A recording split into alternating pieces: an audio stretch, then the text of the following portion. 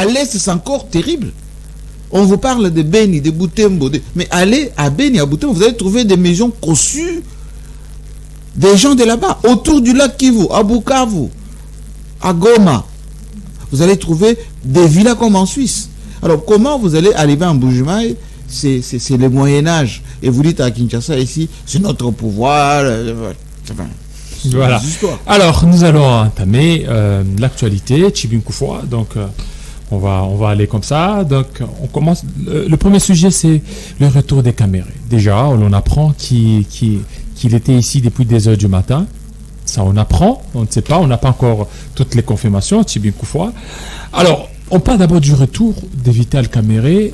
Il y a déjà d'autres personnes qui voient en lui un futur Premier ministre, Jean-Marie Kassambo. Écoutez, je pense que nos derniers dessous des cartes de la semaine dernière, je vous avais dit que la politique a repris, on va dire, ses lettres de noblesse, parce que les montages qui étaient planifiés depuis longtemps, ça ne date pas de maintenant.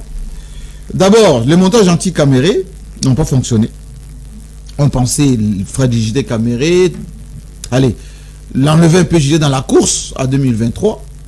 Ça n'a pas fonctionné parce qu'on voulait d'abord désactiver Kamerhe, revenir avec Jean-Pierre Bemba, revenir avec Moïse Katumbi, aller remplacer Kamerhe par un autre leader de Sud Kivu, Modeste Bahati. Tout ceci n'a pas fonctionné. Maintenant, c'est le tour de récupérer Kamerhe en termes de leadership à l'Est, notamment au Sud Kivu. Ensuite, il faut aller fragiliser Bahati, parce que Bahati, c'est un fin calculateur. On ne sait pas qu'est-ce qu'il va faire si jamais il y a un petit couac avec Tshisekedi. Et donc, Kamerhe qu'on avait fragilisé, qui s'est maintenu, on va dire, politiquement parlant. Rappelez-vous de toutes les émissions que vous avez faites, que j'ai faites, que beaucoup de médias avaient suivi à ces temps-là. Et donc, Kamerhe, aujourd'hui, devient incontournable. On a commencé par, allez, condamner à 20 ans. Les 20 ans se sont traduits en 13 ans. Les 13 ans, allez, on vient de neutraliser ça quasi à zéro. Parce qu'en cassation, là-bas, on a dit la procédure n'a pas été respectée. Effectivement, la procédure n'a pas été respectée. Et donc, aujourd'hui, il est revenu. Ensuite, on va, du point de vue de la justice, trouver que, allez, le dossier était vide parce que là, il a un cas judiciaire vide. On va lui proposer la primature et certainement qu'il va refuser parce que il a aussi des ambitions. Il va proposer un candidat à lui, comme Moïse Katumbi l'avait fait, et puis il va dire à Tshisekedi non, ne t'en fais pas, nous sommes ensemble, etc. Et comme la vengeance est un plat qui se mange froid, on va attendre après les dialogues, parce qu'il n'y aura pas d'élection l'année prochaine, je vous l'ai toujours dit. Eh bien, Kamerhe sera du côté de Félix Tshisekedi, l'un des ténors qui va négocier avec la coalition qui se met en place maintenant en face. Voilà. Jean-Marie Kassamba, aujourd'hui, ce que proposer à Vital Kamerhe la primature, quand on sait qu'il a bâti le corps à la tête d'une institution comme le Sénat, vous ne voyez pas que ça sera un déséquilibre géopolitique en RDC? Il est possible que Bahati tombe. Possible. Oui, il est probable, possible que Bahati tombe pour qu'on puisse aller réformater les institutions. Vous voyez que Mbosso est sur une chaise éjectable et c'est probable également que Mbosso tombe parce que politiquement parlant, Mbosso ne présente pas, on va dire, un poids par rapport à Félix Tshisekedi pour peser dans les dialogues à venir. Donc on fait tomber Mbosso, on fait tomber Bahati, on redimensionne les institutions au niveau du Sénat, au niveau de l'Assemblée nationale, parce qu'il n'y aura pas remaniement. Il faut déjà se mettre en tête qu'il n'y aura pas remaniement du tout. Ensuite, on partira avec, comme qui dirait, des acteurs reformulés. D'un côté, vous avez Vital Kamerhe, Félix Tshisekedi et quelques alliés. En face, vous aurez Joseph Kabila, Fayoulou et Katumbi avec une forte présence et leurs alliés. Et on ne fera pas les dialogues style ce qui s'est passé à la Senco. Mais ça sera quelque chose un peu congolais parce que à la Senco, il y avait une forte présence de la communauté internationale via l'Église catholique. Il y aura d'autres acteurs cette fois-ci qui vont superviser ces... Et ça, c'est toujours l'Église catholique qui sera à la manette parce qu'on a vu la Senco, on a vu aussi les CC qui continuent toujours à réclamer pour qu'il y ait l'urgence d'un dialogue. Oui, mais parce qu'on est plein dedans. Je vous rappelle qu'il y a à peine quelques semaines, les Nations Unies ont délégué ici une délégation d'évaluation, pour ne pas dire de constat par rapport à ce qui va se passer l'année prochaine. La SADC a aussi dépêché. Nous, en tant que INPC, nous avons été contactés, nous avons effectivement été consultés quant à ce. Le président Tshisekedi aussi, la classe politique l'a été. Maintenant, avec la crispation de la situation politique, tout ceci va s'accélérer. Remarquez ce que Mozito a dit hier, qui ne va pas aller... Lui, quand Mozito parle, c'est Fayoul qui parle. Et donc, ils ne vont pas aller dans un processus s'il n'y a pas de préalable. Ça veut dire que la loi électorale qui est en train d'être, entre guillemets, débattue à l'Assemblée nationale, eh bien, les plénières ne vont pas se tenir d'une manière correcte, enfin d'une manière pérenne. Pourquoi? Parce que les dés sont pipés. Les jeux sont pipés déjà d'avance. C'est-à-dire quoi? La Constitution qui a été violée, la majorité qui a été siphonnée, les leaders politiques qui ne se reconnaissent pas dans la justice actuelle parce que la justice est fortement instrumentalisée, tout ceci fera que, allez, on va s'orienter vers des concertations, puis d'abord consultation. Félix Tshisekedi va proposer de consulter la classe politique. À un moment donné, la classe politique va dire, vous êtes juge et parti, donc on ne peut pas venir être consulté par vous. Nous voulons qu'il y ait une vous entendre parler, c'est comme si... peut prendre acte qu'il n'y aura pas élection l'année prochaine. Mais ça, c'est évident. En 2023. C'est évident. Pourquoi c'est évident? Mais j'aimerais quand même revenir sur l'affaire Caméré, parce qu'il y a trop de spéculations là-dessus. Moi, j'ai parlé avec certains juristes rompus pour savoir un peu plus qu'est-ce que cela veut dire, cet arrêt de la Cour de cassation qui renvoie, n'est-ce pas, à la Cour d'appel pour que l'affaire soit rejugée. Pour certains juristes, c'est qu'on ressuscite donc... la première condamnation de 20 ans, c'est sur base de ça qu'on va encore juger Vital Kamerhe. Est-ce qu'on ne va pas trop vite en disant qu'il sera acquitté ou qu'il est le potentiel futur Premier ministre? En réalité, l'usage de la politique, ou plutôt de la justice par la politique, c'est un jeu qui est opérationnel dans beaucoup de pays. Vous prenez le Sénégal, depuis Abdou Diouf, on a toujours utilisé la politique contre les opposants. Abdoulaye Wade a été lui-même malmené, il a fait la prison sortie, jusqu'à devenir président de la République. Pour ne pas remonter à Blaise Ndiaye. Quand vous regardez Karim Wade, le fils de son père, aujourd'hui il vit en exil. Regardez le maire de Dakar, la même chose, il dit ça c'est que je ne vais pas vous faire la lecture. Allez en Côte d'Ivoire. Guillaume Soro, qui était le partenaire direct, un peu à la manière de Vital Kamerhe, à Alassane Ouattara, aujourd'hui vit en exil. Après les 10 ans passés par Laurent Gbagbo à La Haye, inutilement, parce que c'est Sarkozy qui l'a envoyé là-bas. Chez nous, c'est la même chose. L'utilisation de la justice, notamment dans l'affaire des 100 jours, était dans le sens de commencer à balayer le chemin, préparer les futurs candidats pour 2023. On pensait que Moïse Katumbi, avec son affaire de nationalité, il allait avoir des soucis pour être candidat. Jean-Pierre Bemba, avec sa condamnation, il n'allait pas être candidat. Le candidat potentiel était Vital Kamerhe parce qu'ils avaient déjà signé le protocole avec Tshisekedi au Kenya que nous allons gagner si effectivement le cash gagne. Toi, tu fais le premier mandat, moi, je ferai le mandat en 2023. Et comme le pouvoir est sucré, une fois dedans, Tshisekedi et ses partisans surtout, peut-être pas Tshisekedi tout seul, on dit non, il faut commencer maintenant à balayer. Et on peut redimensionner tous ces ici parce que, bon, Vital, il est naturellement directeur des cabinets, mais il s'est fait du pognon là-bas. Vous pensez qu'il est innocent dans cette affaire de 57 millions de dollars? Bon, il a les mains blanches. Qui est innocent, qui ne l'est pas?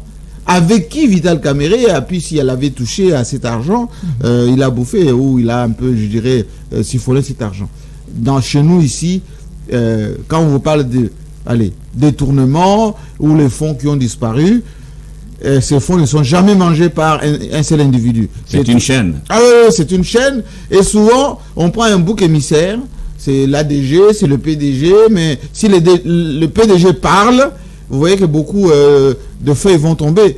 Mais en général, il ne parle pas. Pourquoi? Parce qu'il sait que quand il sera condamné, quelques mois après ou quelques années après, on va sortir de là. Et l'argent qu'il a vu mis de côté, il va le consommer tranquillement. Mais dans son point de presse tenu à Bunia, Tshisekedi disait déjà que ce n'était pas lui qui était à la manœuvre dans cette affaire de 100 jours. C'était la justice. C'est venu du ministre de la Justice de l'époque, du FCC. Donc c'est FCC qui aurait osé de faire payer Kamerhe plutôt que Tshisekedi pour se débarrasser d'un allié. On appelle cela la mise en scène. En politique, on appelle ça la mise en scène. La mise en scène, ça veut dire quoi? Vous savez que l'UDPS a toujours eu ce qu'on appelle la culture de la culpabilisation, de la victimisation. Ce n'est pas moi, c'est les autres. Moi, je suis pour que les choses se passent très bien. Moi, je suis pour le peuple. Même si vous êtes ensemble, vous commettez la faute ensemble, on va trouver toujours qu'il y a quelqu'un qui a fait plus que moi. Rappelez-vous les 13 parlementaires. Lambert Mende m'avait raconté une histoire, et une histoire vraie. Il est là encore vivant. L'UDPS, avec ses alliés, négocie avec le maréchal Mobutu pour la primature. Mende et les autres étaient envoyés à Badolité. Ils négocient. Mobutu accepte de confier la primature à l'UDPS. Ils reviennent à Kinshasa. Ils vont rendre compte à Limité. Et on boit du champagne, on est content, etc. On dit voilà, demain, on va annoncer au peuple qu'effectivement, on a récupéré la primature et c'est bien. Le soir, les Nganda et les autres, Nganda manipule quelques combattants qui vont voir Etienne Tshisekedi pour lui dire ah non, Mobutu ne peut pas vous nommer Premier ministre, vous êtes Premier ministre de la Conférence nationale souveraine, il n'a pas qualité, etc. Le lendemain, au parc des Boucs ici, comment vous appelez le parc des Boucs qui est au centre-ville ici, botanique là, jardin botanique. Ils viennent en meeting, Tshisekedi avec tous ses alliés, les Mende, etc. qui étaient là. Mende me raconte que le Sphinx monte sur l'estrade, il harangue la foule et puis il dit à la foule, il semblerait que les gens étaient partis à Badolité pour aller parler avec Mobutu, soi-disant avoir le poste de Premier ministre. Est-ce que Mobutu peut me nommer moi Premier ministre? Le peuple dit non. Alors que c'est lui qui est là. Ils ont bu le champagne la veille. Il dit alors moi je ne reconnais pas tout ceci. D'ailleurs, vous devez vous occuper de ces gens-là. Moi, je ne suis pas le Premier ministre nommé par Mobutu. Dès qu'il est descendu de l'estrade, à peine il part, on est la population, pour ne pas dire les militants, se sont rués sur les Mende et toute la bande qui était là-bas, les alliés de Tshisekedi, tabassés comme moins que rien. Et le divorce avec Tshisekedi a commencé en ce moment-là. C'est à partir de là que Mende est parti rejoindre Kengo Dondo comme vice-premier ministre. Et Mende me dit, à chaque fois c'était comme ça. On prend les engagements, mais on ne les respecte pas. Et donc pour revenir à votre question, la question des Kamerhe, c'est une question de réel politique. Réel politique, ça veut dire quoi? Félix Tshisekedi a perdu suffisamment d'alliés. Il a perdu Joseph Kabila, il a perdu Kamerhe lui-même, il a perdu Kabound, surtout Kabound. Il vient de perdre François Béat. Et pour asseoir la ligne politique, ou plutôt le combat de 2023, les prochaines élections, c'est pas en 2023, il faut avoir des alliés géostratégiquement installés. Et si Vital Kamerhe n'est pas avec lui, c'est une machine, c'est une bête politique. Le Sud Kivu, avec l'espace swahiliphone, rappelez-vous que Matata Mponyo, au Maniema, on va parler aussi de pèse énormément. Oui. Les Chadari pèsent encore au Maniema. Tambo Mwamba pèse encore au Maniema. Et aujourd'hui, Bahati n'est pas en odeur de sainteté. Pourquoi? Parce que Bahati a des élus partout. C'est un fin politique. Il a installé dans les entreprises publiques ses alliés, etc. Et si on lui fait du chantage, un peu comme quand il était au FCC, il se retire. Et si on met en difficulté Bahati Lukwebo avec Kamere qui revient, Bahati va prendre ses responsabilités pour dire, voilà, écoutez, moi je pensais que j'allais remplacer Kamere, et aujourd'hui Kamere est de retour, ça va être compliqué. Donc c'est ce qui se passe avec Matata Mponyo, si je comprends bien, avec ces dossiers. Le dossier Matata. Mais bien évidemment, Matata Mponyo. Au niveau du Sénat, on sent que lui-même l'a dit, c'est pas moi qui l'ai dit, c'est Matata lui-même, oui, que ça serait Bahati Lukwebo qui est en manœuvre pour que Matata ne recouvre pas ses. Mais ça, c'est la certitude de Matata, parce qu'il pense que le leadership, notamment dans l'espace swahilophone, c'est Matata, c'est Tambwe Mwamba que Bahati a remplacé, c'est accessoirement Vital Kamerhe, mais Vital Kamerhe était au niveau de la la présidence de la République, l'allié de Tshisekedi, qu'on a failli neutraliser, mais ce n'est pas le cas. Aujourd'hui, il est ressuscité. Et donc, la procédure dont vos juristes vous ont dit non, c'est le 20 ans, c'est faux. Vous allez voir, nous sommes avec vous. Je vous donne ma main à couper que Vital Kamerhe sera blanchi. On va lui trouver de prétextes, voilà, le dossier est vide, ou je ne sais pas, vice de forme. Et, allez, lui-même va faire des déclarations, voilà, en politique, moi je reste fidèle, etc. etc. C'est pour ça que Vital Kamerhe n'avait pas enlevé ces gens du gouvernement. À la différence de Moïse Katumbi, qui a déjà pris ses distances, les gens qui sont au gouvernement, ils n'engagent quand même. Officiellement, ils disent ils sont toujours de l'ensemble, mais beaucoup, comme le ministre des Affaires étrangères, Tondola, Christophe, oui, ils roulent déjà pour Fachi. Pour Fachi et ont été siphonnés comme ceux qui avaient traversé, qui étaient chez eux. C'est tellement à cause de l'ivresse d'Ilé. Peut-être qu'une fois sautés de là, ils vont revenir à la raison. Absolument. Voilà. Mais Jean-Marie Kassamba, cette affaire de Augustin Matata Mponyo. Augustin Matata Mponyo, il a écrit pour la deuxième fois au chef de l'État, Félix Tshisekedi, pour dénoncer des graves violations à son encontre. Est-ce qu'il y aurait une main noire derrière ça? Parce que déjà, même le procureur général près la Cour constitutionnelle lui aurait demandé pardon. Parce que ça, écoutez, c'est gros comme un camion, les dossiers Matata Mponyo. Même le juriste de base, il voit que il y a tellement des incongruités dans ces dossiers que c'est fort des cafés qu'on puisse le garder encore dans son état-là. Matata Mponyo n'a pas de juge jusque-là. Le dossier des arianisations, l'OGDEP qui s'occupe notamment de la dette publique, a déjà dit que c'est Matata n'y est pour rien. Deuxièmement, le président de la Cour constitutionnelle a blanchi, plutôt a déclaré que Matata Mponyo ne peut pas être jugé.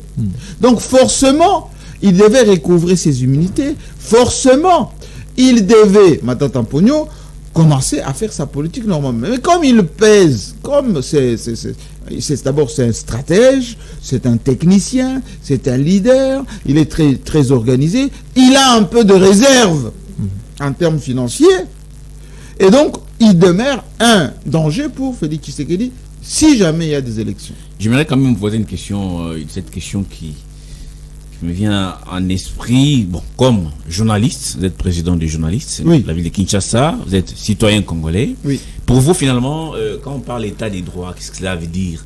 Parce que si chaque fois on doit mettre la main sur quelqu'un qui soit personnalité incontournable d'une province ou d'un coin de la République, on doit toujours lier à l'acharnement, écarter un potentiel candidat. Et en plus, il y a trop de droits pour vous. Nous ressortissants. Journaliste, qu'est-ce que cela veut dire? Laisser les gens faire ce qu'ils veulent?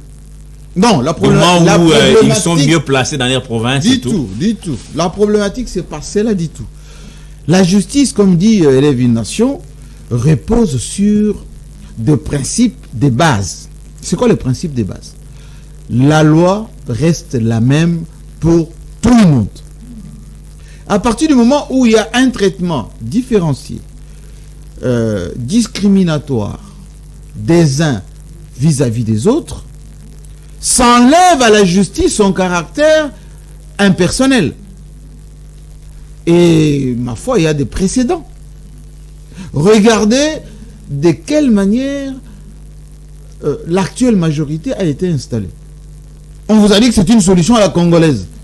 La majorité, par définition, elle est issue des urnes. Et durant toute la mandature, on ne la change pas. Je ne connais pas un seul pays où on a siphonné les députés des autres et on a fait sa propre majorité. Mais on a trouvé que c'est normal. Deuxièmement, regardez la mise en place qu'on a faite, notamment au gouvernement. Est-ce que ça a respecté la géostratégie? Regardez de quelle manière la mise en place de la CENI.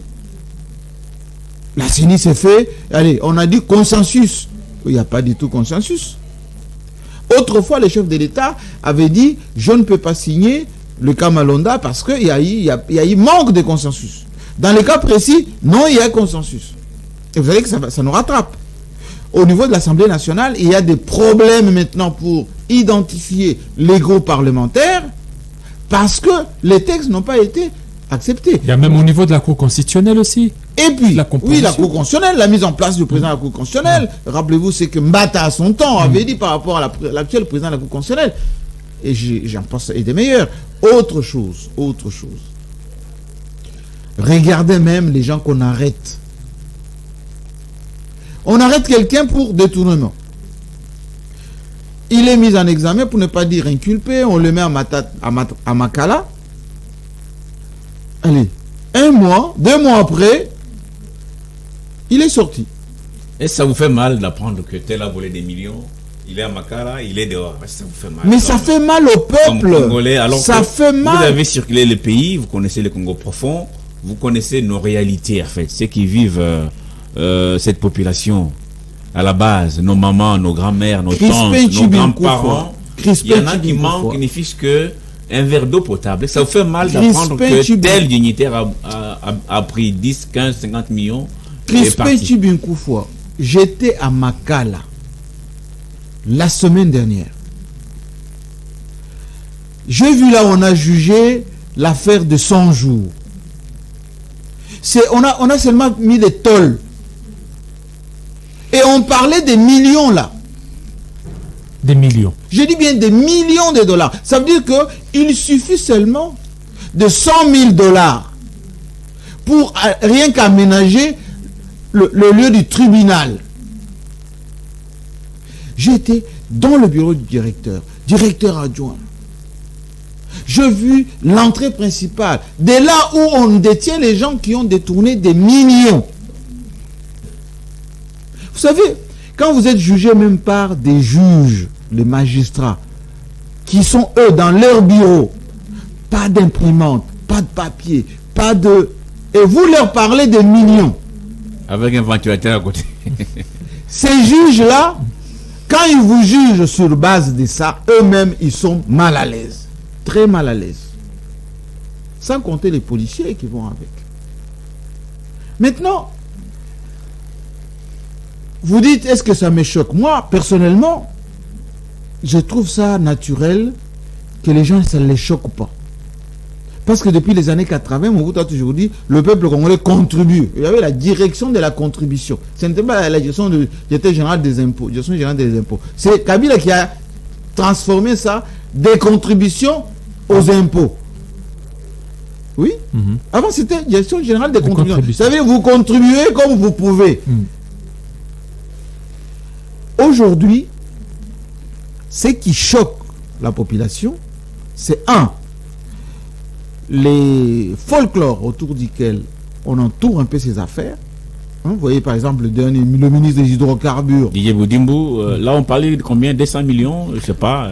C'est-à-dire qu'on vient, on le prend, on l'amène à l'ANER. Vous savez ces bâtiments-là qui étaient à la banque, c'était à la banque congolaise, c'est Joseph Kabila qui a doté nos services de ces bâtiments-là, parce qu'on n'avait pas un bâtiment de l'ANER quand même qui était digne.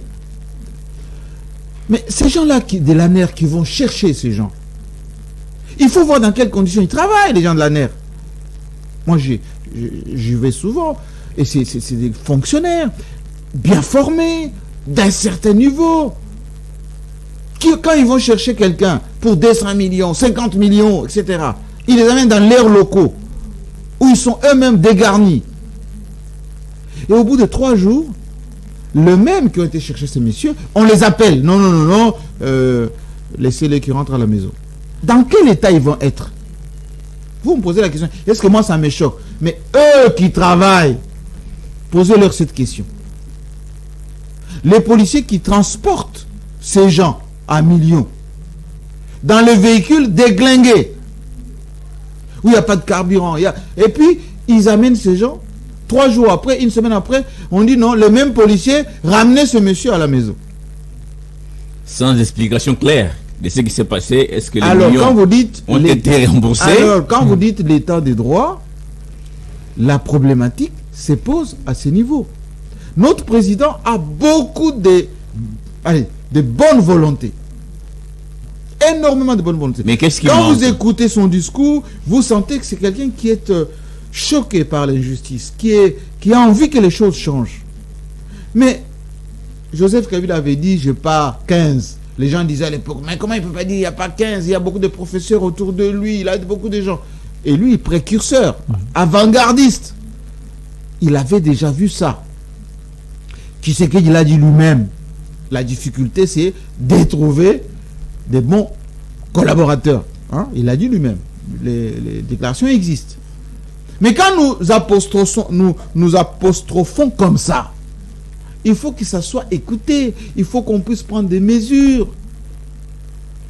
Mais quand on a des frères, des amis, des habitudes, on laisse faire les habitudes. Ça crée le désamour avec la population. Ça dénature l'état des droits. Parce que les mêmes magistrats qui sont motivés pour appliquer ou faire appliquer l'état des droits, lorsqu'ils vivent 1 cas, 2 cas, 3 cas. Allez, je vous pose une question. Est-ce que ce ne sont pas les magistrats les problèmes? Les magistrats qui ont jugé Vital Kamerhe, hein, je raisonne pas à l'absurde. Okay. Les magistrats qui ont jugé Vital Kamerhe, qui l'ont condamné, qui l'ont traité de tous les superlatifs que vous connaissez. Allez, 2 mois après, ou maintenant, allez, dans quelques jours, il est bombardé Premier ministre. Forcément, il est patron du ministre de la Justice. Les magistrats qui l'ont jugé. Le président de la Cour constitutionnelle. Quand ils vont se retrouver dans des cérémonies officielles ou dans des réunions interinstitutionnelles. Ou dans les réunions interinstitutionnelles. Ils vont se parler en quelle langue? Ou plutôt, ils vont se serrer la main comment? Vous savez, la politique, il faut la faire avec une certaine, cohérence. Donc il y a trop d'improvisation. Oui, l'improvisation découle parfois des conseils mal appropriés de certains qui font croire que pour peser, pour comme on dit en lingala, kokonza, il faut parfois prendre des décisions contradictoires. Sans entrer dans le secret du Dieu, un conseiller spécial, c'est le summum des summums de la sécurité. Ça veut dire qu'un conseiller spécial peut même infiltrer l'ennemi. C'est-à-dire se transformer lui-même en espion. Mais quand on reproche au conseiller spécial d'avoir été espion, ça veut dire qu'on n'a pas compris le boulot d'un conseiller spécial. Voilà, j'aimerais casser parce que Tchibinkou va parler d'improvisation, mais on se rend compte qu'il y a beaucoup d'improvisation dans le gouvernement d'Idée Warriors. Zéro trou, on ne sait pas où est-ce qu'on en est. Transacademia, on ne sait pas où est-ce qu'on en est. Est-ce qu'avec ça, c'est le manque de cohésion au sein du gouvernement ou c'est juste des mesures populaires sans issue? D'abord, quand on succède à son prédécesseur, on n'a pas vocation à effacer les tableaux, à tout recommencer. Je vous pose une question basique, ça date du dernier conseil des ministres. est-ce nécessaire de créer une nouvelle compagnie aérienne? Parce que Congo Airways est là. Parce que Congo Airways est là, est fonctionnel. Est-ce que on n'a pas seulement envie de lui doter de nouveaux appareils, de nouveaux moyens, de nouvelles alliances? Parce qu'en aéronautique, on fonctionne avec les alliances. Alliance avec Kenya Airways, avec Ethiopian, alliance avec Air France, nos licences avec les Belges, etc. Maintenant, on crée Air Congo. Air Congo. Bon, Air Congo, ça va être quoi? Deuxième compagnie aérienne? Ou bien on va dissoudre Congo Airways? C'est en voie peut-être de la dissolution. Et il est en difficulté avec des avions. Là aussi, on a reproché Matata Tampogno d'être... il est allé chercher les avions de seconde, troisième, quatrième main. Il y en a qui sont en panne depuis l'arrivée. Est-ce que cette compagnie n'était pas déjà vouée à l'échec? D'abord, cher Kibinkoufwa, les avions ont une durée de vie de minimum 50 ans. Les avions que vous voyez ici. Même Air France que vous voyez vole avec des avions de 20 ans. Air France. La longévité d'un avion, c'est la maintenance, le check. Les avions que Matata avait achetés, c'est des avions récents. Ça veut dire que ces avions peuvent encore voler pendant 20 ans avec l'entretien. Ce n'est pas une excuse. Bien au contraire, il aurait fallu réformer, renforcer. Je vais vous donner un autre exemple. Transacademia. Si on veut aider les étudiants, est-ce qu'il est nécessaire de créer une compagnie de transport pour les étudiants? Non. Alors il y a Transco. Non. Il faut tout simplement renforcer les universités. Chaque université qui produit de l'argent peut avoir ses bus gérés en interne. Les étudiants peuvent payer ces bus, comme c'est le cas avec les bibliothèques, comme c'est le cas avec notamment tous les services universitaires. Et aux États-Unis, il n'y a pas une compagnie qui transporte les étudiants. En France non plus. En Chine non plus. Maintenant, on crée Transacademia. Dotation du chef de l'État. D'abord, le président de la République n'a pas d'argent. Il a un salaire et une dotation personnelle. Donc, il ne peut pas offrir. Les gens qui disent c'est un don du chef de l'État, c'est mal dit. Le chef de l'État n'a pas d'argent. Le chef de l'État, il est au service de la nation, qui lui attribue un traitement pour lui et sa famille, pour ses invités, pour ses activités, etc. Et un salaire. Maintenant, c'est le gouvernement qui est dirigé par le Premier ministre, chef du gouvernement, responsable devant l'Assemblée nationale, qui pilote la politique nationale, qui peut dire on va renforcer les universités, qui pourront avoir le Wi-Fi gratuit, qui peuvent avoir des bus, etc., etc. On ne peut pas dire que le président de la République a construit des routes. Ce n'est pas lui qui construit les routes. Lui, il supervise les conseils des ministres, il arbitre chaque programme qui est présenté par chaque ministre. Il faut que dans notre, même Kalouba le disait, dans notre vocabulaire de tous les jours, il faut qu'on change de paradigme. Il ne faut pas qu'on chante matin, midi, soir la vision du président, parce que dans la Constitution, il n'y a pas la vision du président. Dans la Constitution, il y a le chef de l'État, qui est le garant du bon fonctionnement des institutions, et il y a le chef du gouvernement, qui est le chef de l'exécutif, donc, qui a un programme, il présente ce programme à l'Assemblée nationale accepte et lui donne les quitus pour gouverner. Et l'Assemblée nationale le contrôle. Le président de la République, il ne va pas aller rendre compte à l'Assemblée nationale. Lui, il fait un petit bilan une fois l'an devant le Congrès. Et quand il fait ce bilan, ça ne souffre d'aucun débat. Ou si vous voulez, on ne débatte pas sur ce que le président a dit. Il a dit 1, 2, 3, ça s'est passé comme ça, terminé, vous applaudissez, il rentre chez lui. C'est lui à qui on demande des comptes, c'est le Premier ministre. Me regardez, vous qui parlez des warriors, notre Premier ministre, que j'aime bien. Mais il est phagocyté par les conseillers. J'allais poser la question, est-ce qu'il a les mains libres pour diriger le Premier ministre? La réponse est non. Et tout le monde le sait. Il y aurait un gouvernement parallèle? Pas il y aurait, il y a. Un gouvernement parallèle? Oui. Constitué d'équipe des conseillers Mais des conseillers principalement. Des conseillers puissants. Mais d'autres personnes. Alors qu'est-ce qui fait que ici on trouve des conseillers très puissants, très connus, alors que dans l'ancien temps, sous Kabila, on ne connaissait pas vraiment des conseillers? Mais c'est parce que l'application de la politique patrimoniale dilue les institutions. La proximité parfois avec les chefs de l'État donne à certains le pouvoir de décider sur des choses qui relèvent de la souveraineté nationale. C'est très important ce que je suis en train de vous dire.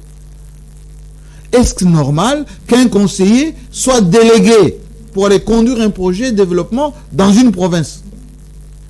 Écoutez, c'est que la dame gouverneure intérimaire du Kasaï oriental a dit qu'elle a vu débarquer un conseiller.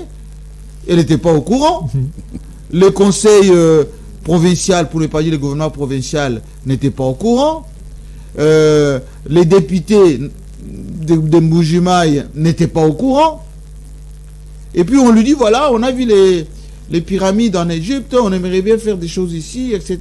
Et d'ailleurs, il y a déjà les moyens pour ça. Mais lorsque ça ne fonctionnerait pas, on va demander des comptes à qui? Elle a dit gentiment que ça ne relève pas de l'exécutif. On l'a quand même vu piloter, en fait, tenir des réunions par rapport au projet 55 territoires. Le Premier ministre dont je parle est Sama Lukonde. Est-ce que vous pensez que cette fois, le président a laissé à Sama l'attitude de gérer bien? Mais c'est une tentative. Ces projets. C'est une tentative de laisser à Sama gouverner un tout petit peu, ou plutôt faire développer ces projets des 145 territoires.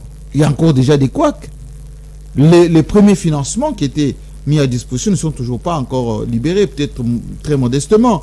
Et puis, ce qui doit être dit, l'État-providence n'existe plus.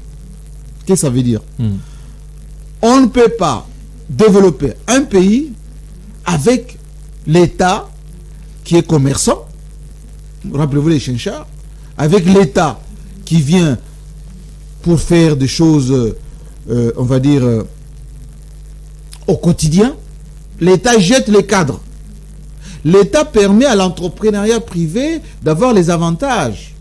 Si les 5 territoires, ou plutôt 145 territoires, sont gérés par les politiciens qui sont en train déjà de constituer des ONG, des sociétés fictives qui vont capter cet argent, ça va échouer. Pourquoi ça va échouer? Parce que les politiciens vont créer des sociétés, ces sociétés vont capturer cet argent ne sera pas investi dans le projet. On va mettre de côté pour faire les campagnes électorales pour les années d'après. Et quand il va y avoir des scandales, ces politiciens vont disparaître. L'idéal aurait été de créer des sociétés privées, de permettre à ces sociétés privées de gagner des marchés et que ça soit contrôlé par l'État. Vous ne remboursez pas, on vous arrête, on confisque. Et cet entrepreneuriat privé allait créer de la valeur ajoutée, allait permettre ce qu'on appelle l'effervescence du monde entrepreneurial, et c'est cela qui allait développer le pays. L'État allait faire quoi? Mettre de la sécurité, d'abord la sécurité, la défiscalisation, les avantages, la construction des routes et des dessertes agricoles pour l'évacuation de ce que le privé vont produire, comme ça s'est fait aux États-Unis, en Chine, en Inde, partout.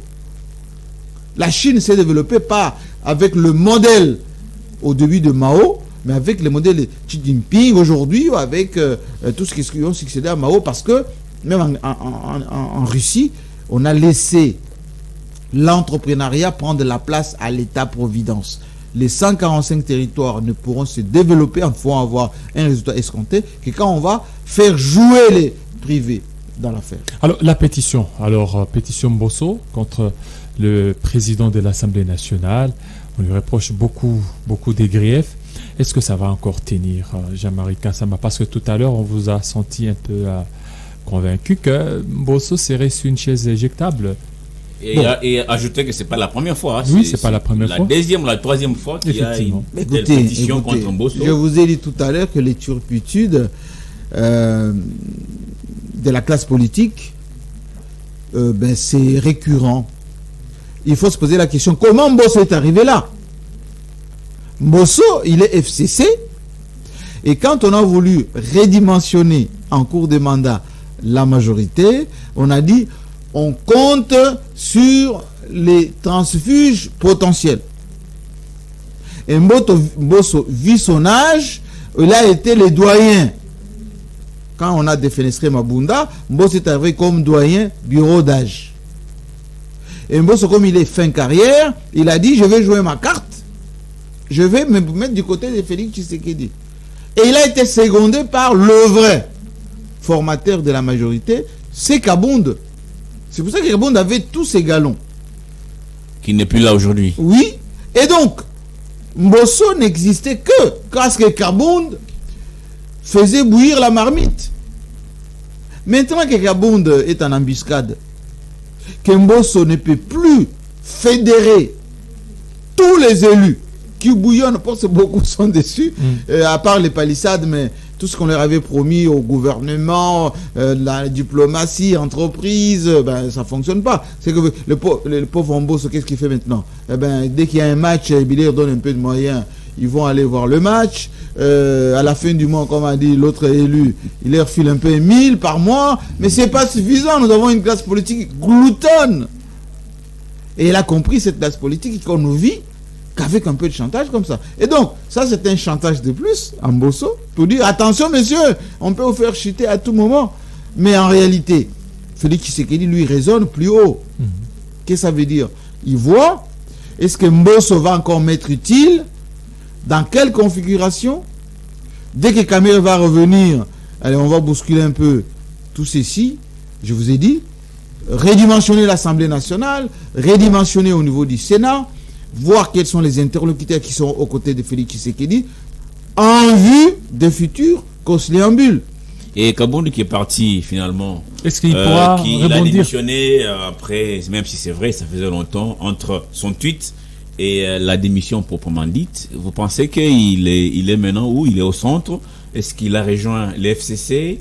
Est-ce qu'il est de la Mouka? Est-ce que Kabound prend un temps de réflexion? Ou est-ce qu'il pourra aussi rebondir dans le prochain dialogue, probablement? Kabound, c'est un outsider. C'est lui qui a tenu l'UDPS après. Dès que Tshisekedi, le père, était malade, c'est Kabound qui a tenu l'UDPS. Un peu dans une culture un peu sulfureuse, là, vous voyez, il était avec Moïse Katumbi là-bas. Et puis Katumbi l'a fait comprendre qu'il fallait venir à Kinshasa pour la fameuse révolution. Il arrive ici, il s'implique dans l'UDPS. Il y a eu mariage. Katumbi, Tshisekedi, père d'abord, puis fils ensuite. Katumbi a dit à Kabound que n'oublie pas qu'on avait été ensemble, etc. Et Kabound a géré les masses populaires. Tous ces jeunes, les Kamwena Sapou, tous ces jeunes de province, etc., de Kinshasa, qui se sont battus. Certains sont blessés, beaucoup sont morts, etc. C'est Kabound qui était le centre de tout ça. Et Kabound, je vous l'ai dit, c'est le maître dans la fabrication de la fausse majorité qui s'est mis en place. Et donc Kabound, aujourd'hui, il est en embuscade. Tous les dessus, les fils Mouko, que tous ces gens-là, ils tournent autour de Kabound. Et stratégiquement, Félix Tshisekedi a intérêt à se réconcilier avec Kabound. S'il ne le fait pas, ça va être comment? Kabound va aller centraliser les crispations, il va se rapprocher de l'opposition et il va dire que c'est lui, allez, la vraie UDPS héritée de Tshisekedi le père, que la diaspora qui est arrivée, les conseillers, tous ces gens, les affairistes, etc., ils ont trahi leur combat. Mais ça ne sera pas une première, Jean-Marie Kassamba. Beaucoup sont partis. On pensait que le parti allait basculer, comme vous l'avez dit. Rappelez-vous. Oui, ils sont nombreux, même Tchibala et autres. C'est beaucoup d'IDPS. Mais ce n'est pas la même chose. C'est toujours limité qui. Ce n'est pas la même chose. Est-ce que c'est pas Kabound qui aurait à perdre s'il fait. Ce n'est pas la même chose. Et l'IDPS, je vous explique que la personnalité d'Etienne Tshisekedi, qui a survécu aux 13 parlementaires, ce n'est pas la même personnalité de Félix Tshisekedi. Tous les gens qui étaient avec Etienne Tshisekedi n'ont pas la même nature que ceux qui sont avec Félix Tshisekedi aujourd'hui. Et pour preuve, on ne faisait pas chantage à Etienne Tshisekedi. Tshisekedi disait, ou tu es avec moi, ou tu pars. Aujourd'hui, ceux qui sont avec Félix Tshisekedi lui font le chantage, donne-moi le poste, donne-moi l'argent, regardez Henri Touamou, hein, voilà, vous voulez mettre en bâtard, mais moi je suis aussi là. Regardez tous ces gens qui tournent autour de la présidence de la République. Hier, Etienne Tshisekedi n'avait que l'idéologie. Aujourd'hui, Félix Tshisekedi, il a la signature et l'argent. Et donc, demain, si le pouvoir bascule ou vacille vers un autre centre de gravité, eh bien les gens vont suivre. Et donc, Kabound sait que les crispations populaires, ce sont les masses, l'IDPS, ce sont les masses, excusez-moi du terme, un peu désœuvrées, qui sont autour. Et ils jouent avec du populisme, et le populisme au Congo, malheureusement, fonctionne. Regardez Joseph Kabila, il dit rien. Mais, il observe. Qu'est-ce qui s'est passé vendredi dernier? Les masses populaires qui ont besoin, on va dire, d'un espoir, se sont agglutinés.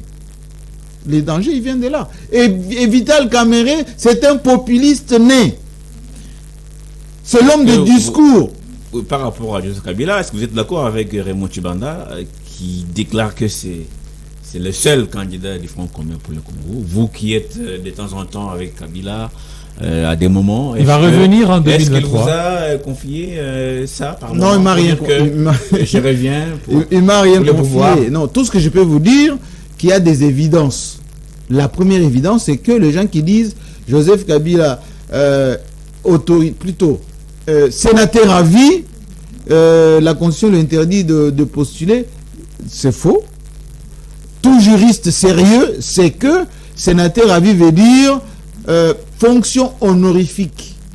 Il n'a pas été élu, il n'a pas de fief, il ne répond pas au règlement d'ordre intérieur, et donc il ne peut même pas aller assister aux plénières, etc. Donc c'est honorifique, tout simplement. Après avoir fait ces 2 mandats, il est redevenu normal, pour ne pas dire vierge. Donc il peut mener sa vie politique, on ne peut plus naturellement. Mais pour mener la vie politique avec des résultats, il faut être aussi stratège. Joseph Kabila a été pollué par des gens qui étaient avec lui et qui n'ont pas été proches de la population. Vous le voyez revenir vraiment? Ben écoutez, si la population sent que la solution à ces problèmes est dans ce monsieur et qu'il propose une offre politique qui concorde avec les attentes de la population, ça ne sera pas la première fois. Sassou Nguesso était bien revenu. Obasanjo était revenu. Je peux vous en citer plein de chefs d'État comme ça. Au Ghana, il y a eu un président qui est revenu. Donc, il y a plein de pays où un président est parti et puis il est revenu. Et cette fois-ci avec une reconfiguration. Ah bien absolument, absolument. Parce que beaucoup se sont déjà disqualifiés avec peu de constance. Et maintenant, il sait que beaucoup de ces politiciens qui viennent, qui chantent, qui acclament, ben, ils ne le font pas parce qu'ils sont convaincus, mais parce qu'ils ont besoin de signatures. Et c'est le plus important pour ce pays, c'est la sécurité et surtout de l'ambition. Et il est déjà outillé avec ses diplômes, etc. Ça sera un autre Kabila qui est le Kabila. Voilà, pour terminer, nous allons en international. Ça concerne la RDC, ça concerne le Rwanda, ça concerne aussi la Grande-Bretagne. Jean-Marie Kassamba, on a suivi la décision de Londres de pouvoir ramener tous les immigrés vers le Rwanda. Déjà ici chez nous, il y a même des députés qui ont déposé une motion, un débat, une motion orale aux députés, en fait au ministre, au vice-premier ministre, ministre des Affaires intérieures, ministre de l'Intérieur, à Celo pour qu'ils viennent s'expliquer par rapport à ça. Est-ce que, d'ailleurs, cette décision a été jugée inhumanitaire par la communauté internationale. Est-ce que la République démocratique du Congo doit s'inquiéter de ces décisions rwandaises? Absolument. Et d'ailleurs, il faut que ça soit un peu plus sérieux que ça. Il ne faut pas que ça soit anecdotique. Parce que chez nous, souvent, les gens fonctionnent un peu d'une manière épisodique comme ça.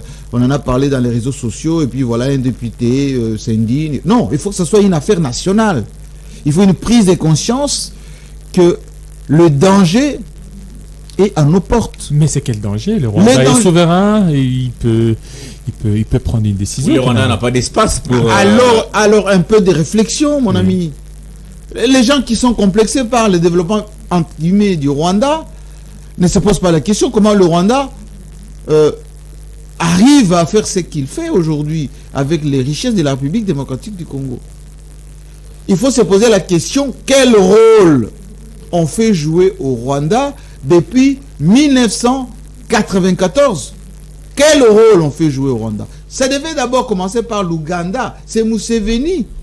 Rappelez-vous les années 80 quand on disait que c'était le meilleur élève du Fonds monétaire international, Museveni.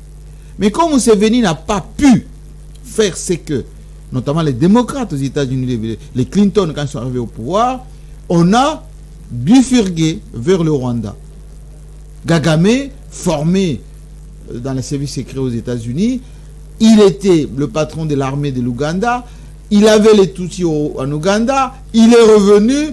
La dynamique des démocrates, notamment de Bill Clinton, c'était de chasser Mobutu et de contrôler l'espace qui était autrefois mi-français, un tout petit peu américain, mais plus français, francophone. Et le Rwanda est dedans depuis. Les multinationales qui tirent le maximum chez nous via les Rwandais veulent maintenant occuper physiquement le territoire congolais. Il faut que les Congolais s'ameuvent. Il faut que les Congolais trouvent que c'est dangereux. On ne se cache plus. Avant, on disait, allez... Alors maintenant, qu'est-ce qu'on peut faire maintenant? Parce que le Rwanda a pris la décision. Il faut avoir des contacts directs avec la communauté internationale. Il faut que le peuple congolais s'offusque contre ça. Mais le président a fait le monde. Lui-même était... Oui, le président était partout. Diplomate. Est-ce qu'il n'a pas pris ses contacts? C'est le peuple d'abord qui doit dire... Monsieur de la communauté internationale, vous êtes en train de jouer avec le feu. Mais déjà, la communauté internationale a donné sa position. Elle a trouvé la décision inhumanitaire. Non, ça, ce sont les déclarations de principe. Quand on disait à Poutine que non, on ne va pas venir, l'OTAN ne va pas s'étendre autour de la Russie. Entre-temps, l'OTAN s'est installée partout, dans les républiques autour de la Russie. Quand Poutine leur disait, ne venez pas en Ukraine, là, à côté, c'est face à moi. Ils venaient quand même avec les révolutions, Maïdan, etc. C'est la même communauté internationale. Quand Mouzé disait que c'est les Rwandais qui nous attaquent, les gens disent toujours quoi? Non, ça c'est crise intercongolais. On n'a pas de preuves que c'est les Rwandais. Quand Joseph Kabila disait que les ADF, là, ce sont les musulmans terroristes. Quand la MONUSCO, on lui dit, ce sont les terroristes. Non, il dit le supposé. Quand il y a des crises là-bas, ou plutôt des morts, on dit, telle ville a été attaquée par des supposés.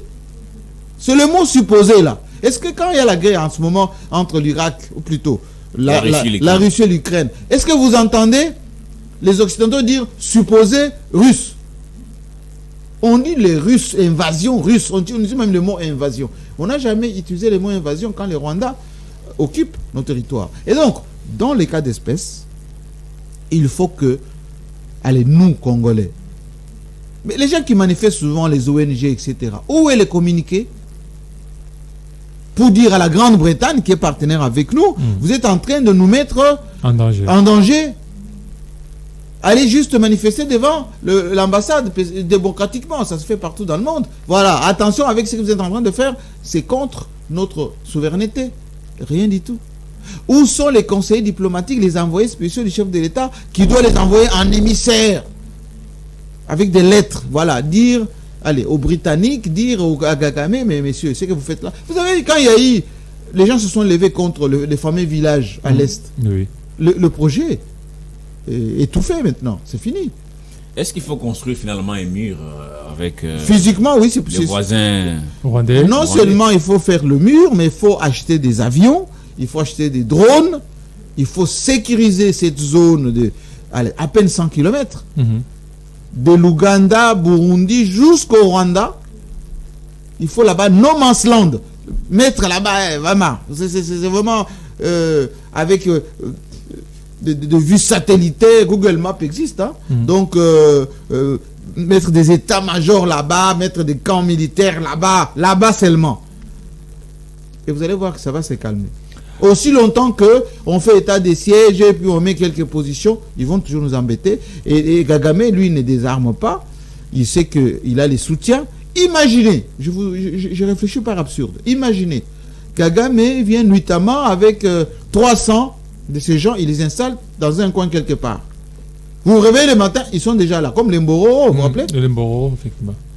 Et les Congos disent non, ces gens doivent rentrer chez eux. La même communauté internationale va dire non, comme ce sont des réfugiés, il y a des lois, il y a des règles maintenant pour le retour, il faut le retour volontaire, etc.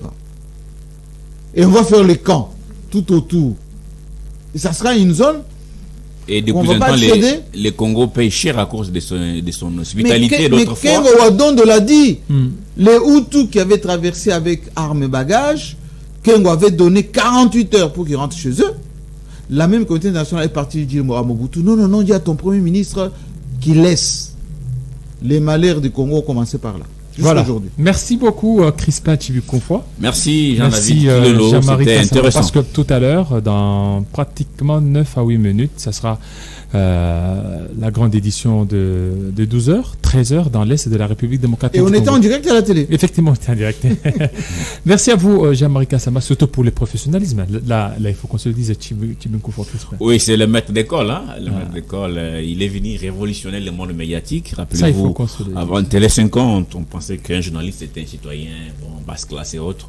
Il est venu, il a imprimé sa marque. Et ça fait du bien à beaucoup de médias aujourd'hui. On fait un petit effort. Les bureaux de YouTube, regardez comment c'est confortable là. Vous avez vu? C'est confortable. Bon, laissons les autres parler de nous-mêmes. Non, et d'ailleurs, on a innové encore ce matin, c'est-à-dire qu'on a maintenant le numéro WhatsApp. Voilà. Les gens peuvent envoyer maintenant des messages et on va les lire ici, en direct, etc. Et ce studio va connaître quelques modifications dans quelques jours. C'est pas encore fini. Et aussi notre application TNF. TNF, c'est application Android. Vous pouvez télécharger, écouter Radio 50. Restez branchés sur Télé 50. Avec le numéro de téléphone, plus 243 85 12 00 459. Voilà. Chibukonfo, votre dernier mot? Non, je salue tous ceux qui nous ont suivis, et à la radio et à la télé. Radio 50, c'est la seule radio que l'on peut voir. Désormais, comme maintenant, on nous voit un peu partout à travers le monde. Voilà, ça n'est fini. Restez branchés sur Télé 50, sur Radio 50.